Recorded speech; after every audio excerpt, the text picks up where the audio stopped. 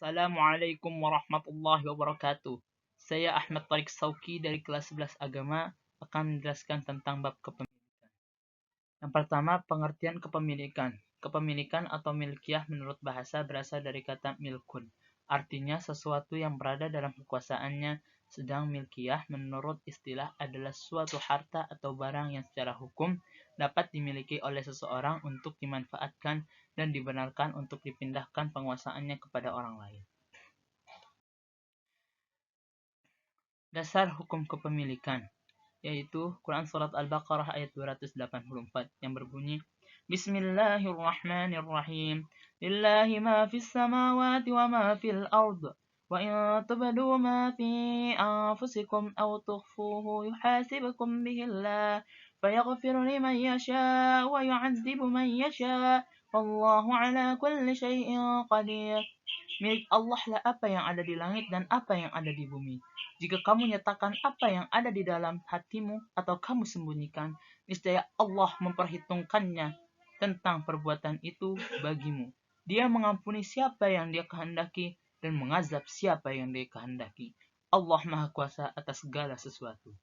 Dari firman tersebut diperoleh pelajaran bahwa Allah Subhanahu wa taala memberikan seisi alam semesta ini untuk dimanfaatkan sebaik-baiknya. Dasar-dasar kepemilikan. Yang pertama yaitu ilahiyah. Ilahiyah maksudnya adalah awal kepemilikan harta maupun pengembangan harta berasal dari Allah Subhanahu wa taala. Diniatkan untuk mencari ridha Allah Subhanahu wa taala. Harta harus diperoleh dengan cara yang benar sesuai dengan syariatnya. Sehubungan dengan hal tersebut, Allah berfirman dalam Quran surat Al-Mulk ayat 15 yang berbunyi, Bismillahirrahmanirrahim. Huwallazi ja'ala lakumul arda zalulan famshu fi manakibiha wa kulu min rizqih wa ilaihin nusur. Artinya, dialah yang menjadikan bumi untuk kamu yang mudah dijelajahi. Maka jelajahilah di segala penjurunya dan makanlah sebagian dari rezekinya. Dan hanya kepadanya lah kamu kembali setelah dibangkitkan.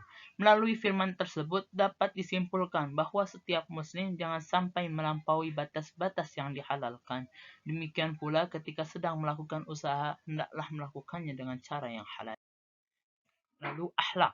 Akhlak yang dimaksud terkait dengan perilaku seseorang dalam hal kepemilikan harta. Kepemilikan harta yang berakhlak adalah kepemilikan yang memedulikan nilai-nilai kebaikan di dalamnya. Terdapat banyak contoh kepemilikan harta seseorang yang di dalamnya tidak mengindahkan akhlak seperti korupsi, mencuri. Kepemilikan harta seseorang harus dapat memberi manfaat dan faedah bagi kepentingan pribadi maupun kepentingan umum. Hal ini sebagaimana yang dijelaskan Allah Subhanahu wa taala dalam Quran surat Al-Baqarah ayat 272 yang berbunyi, Bismillahirrahmanirrahim. Laisa 'alaika hudahum walakinallaha yahdi man yasha. Wa ma tunfiqu min khairin fali anfusikum.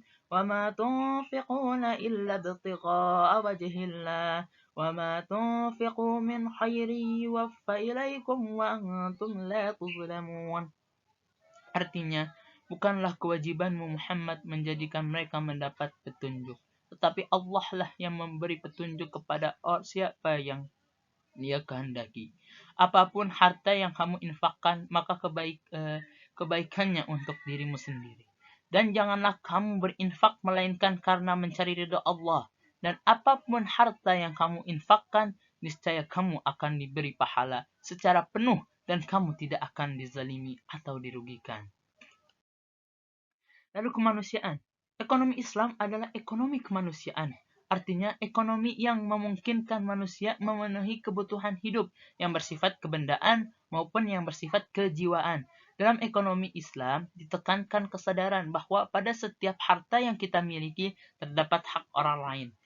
Sesuai dengan Quran Surat Al-Ma'arij ayat 24 dan ayat 25. Dan ada juga bagian tertentu untuk orang lain. Bagi orang miskin yang meminta dan yang tidak meminta. Ada bagian untuk mereka yang tercermin dalam pelaksanaan zakat. Dalam ekonomi Islam, terdapat beberapa ketentuan yang harus dihindari umat muslim yang berkaitan dengan kemanusiaan. Di antaranya riba, perjudian, untung-untungan, ketidakadilan, dan lain sebagainya. Sebab-sebab kepemilikan. Yang pertama adalah ihrazul mubahat. Ihrazul mubahat merupakan bolehnya seseorang memiliki harta yang tidak bertuan atau harta yang belum dimiliki oleh seseorang atau kelompok.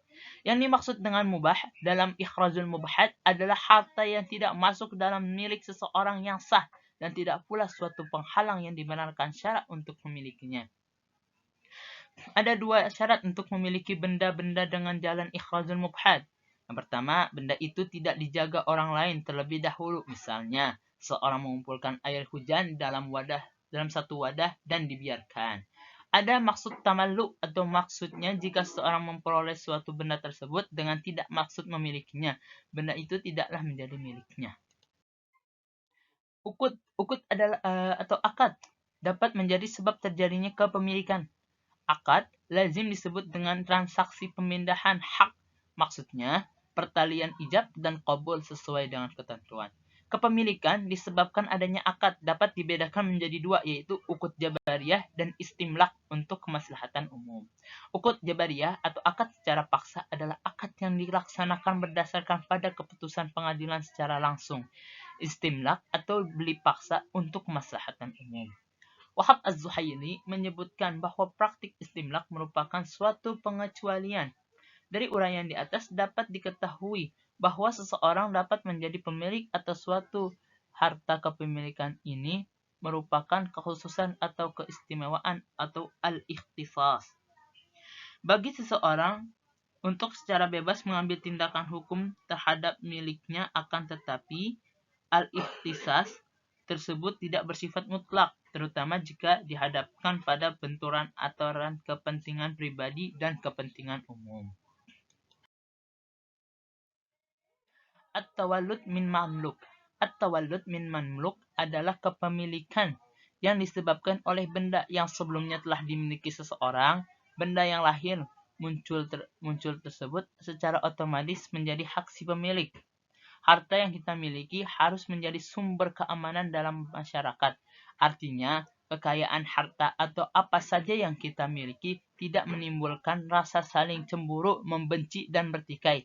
Dalam Islam diterangkan bahwa semua harta adalah milik Allah Subhanahu wa Ta'ala, dan keberadaannya pada manusia merupakan sebuah amanah yang harus dipertanggungjawabkan di hadapan Allah.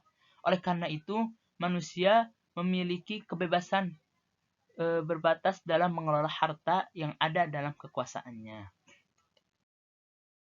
Macam-macam kepemilikan. Yang pertama adalah kepemilikan penuh atau milik tam, yaitu penguasaan dan pemanfaatan terhadap benda atau harta yang dimiliki secara bebas dan dibenarkan secara hukum. Kepemilikan materi, yaitu kepemilikan seseorang terhadap benda atau barang terbatas kepada penguasaan materinya saja.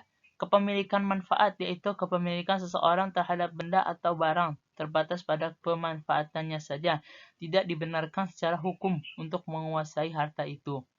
Menurut Dr. Hussein Abdullah, kepemilikan dapat dibedakan menjadi kepemilikan pribadi atau individu, yaitu suatu harta yang dimiliki seseorang atau kelompok, namun bukan untuk umum, contohnya rumah, mobil, sawah, dan lain-lain. Kepemilikan publik atau umum, yaitu harta yang dimiliki oleh orang banyak, contohnya jalan raya, laut, lapangan, olahraga, dan lain-lain. Kepemilikan negara, contohnya gedung sekolah negeri, gedung pemerintahan, hutan, dan lain-lain. Kurang lebihnya mohon maaf. Billahi taufik wal hidayah. Wassalamualaikum warahmatullahi wabarakatuh.